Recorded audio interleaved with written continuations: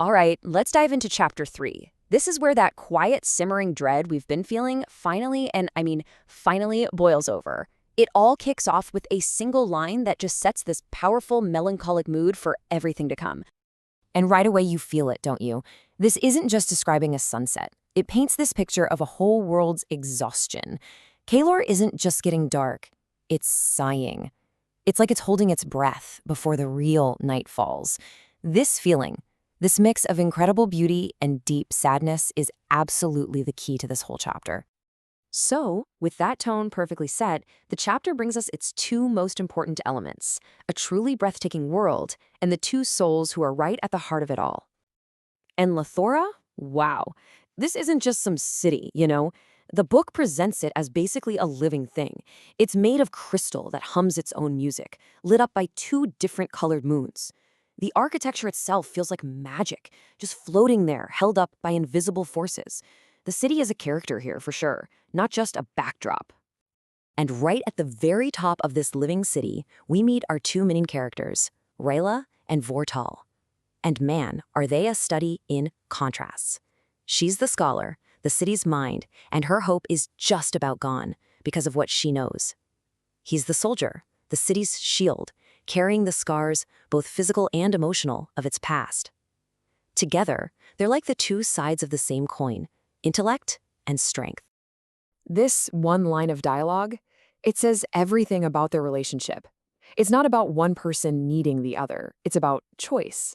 Vortal isn't there because Rella is weak. He's there precisely because he knows how strong she is, and he understands the incredible burden that strength puts on her. It's just such a quiet, powerful look into their 73-year marriage. But, even with this beautiful moment of connection, something is off. Both Rillette and the city itself can feel it. The text talks about these dissonant threads creeping into the city's usual song. It's this subtle, really unsettling feeling that the very harmony of their world is starting to come apart. And that feeling, it doesn't stay subtle for long. It's about to blow up into this massive, world-ending threat, the real reason for all the tension in this chapter. 14. The number just hangs there, doesn't it?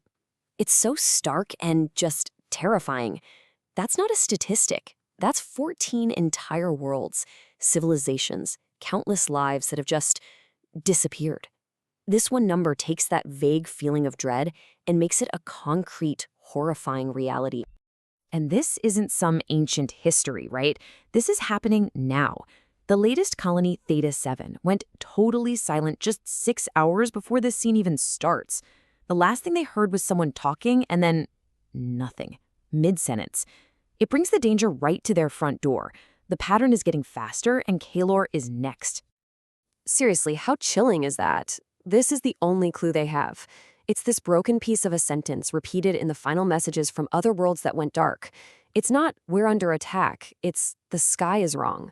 What could possibly be happening that makes the very sky itself seem incorrect? It points to a kind of horror that's beyond our normal understanding.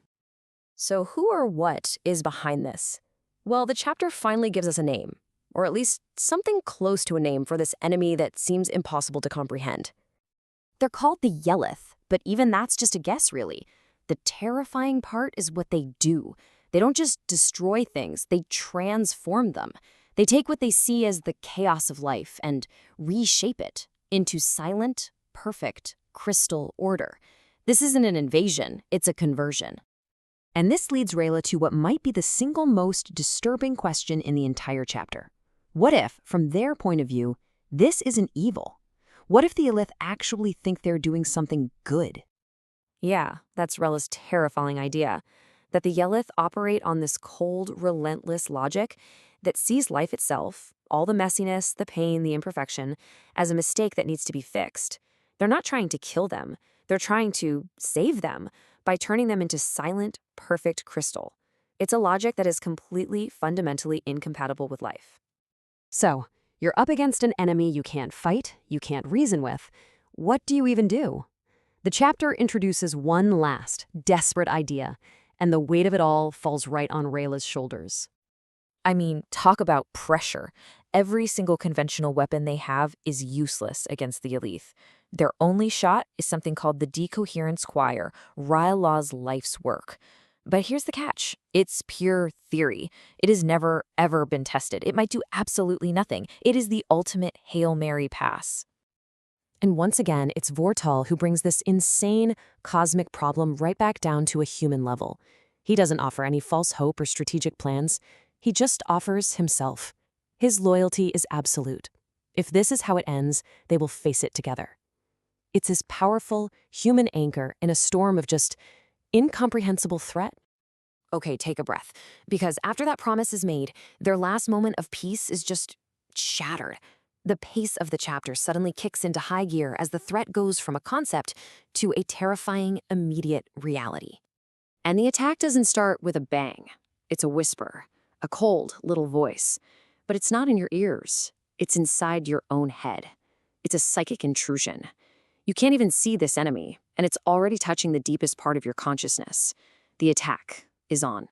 And the speed of this, it's just insane. Within seconds, that feeling in their minds becomes real. The city's beautiful song turns into this horrible, grating noise.